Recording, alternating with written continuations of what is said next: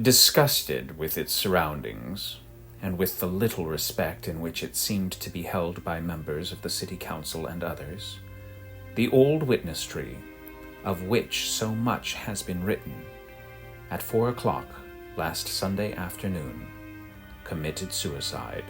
by plunging into the Columbia River, over which it has spread its branches for probably 100 years,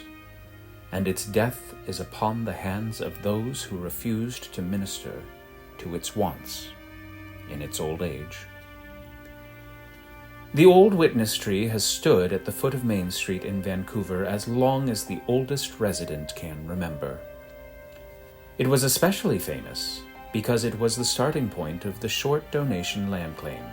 on which Vancouver is located. It is also claimed that it was to this tree that Lewis and Clark tied their boat on the trip down the Columbia. There are few boys in Vancouver who have been residents here for 50 years or more, who have not at some time cut his initials in the spreading branches of this old tree. Until a few years ago, the old tree was hale and hearty, when the Columbia River, which had for years been its friend and had furnished the moisture of which trees of this variety need so much, turned against it and began digging at its roots, each year during the June freshet taking out a little more of the soil in which the old tree had sunk its roots. For the past year or two, the old tree has been gradually leaning more and more over the water, and its enemy, the river, had an easy job in bringing about the final destruction of the tree during this year's flood.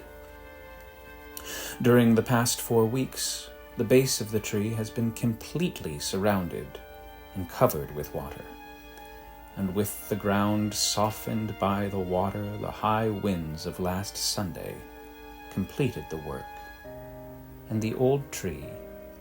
gracefully toppled into the river, finally surrendering to the elements of nature, which for many years it had defied.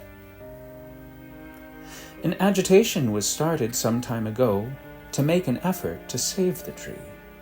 and the council was asked to appropriate money for this purpose. Some members of the council did not think the tree was in any immediate danger, and others were opposed to appropriating money for the purpose. The matter was taken up by the high school pupils, but before they got into action, vacation was at hand and nothing was done. And when the water reached the base of the old tree, it could be seen that it was doomed. The old tree was always pointed out to visitors,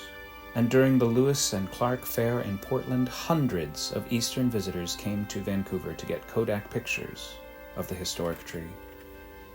It was the chief landmark of this section, and it is a burning shame that it could not have been preserved.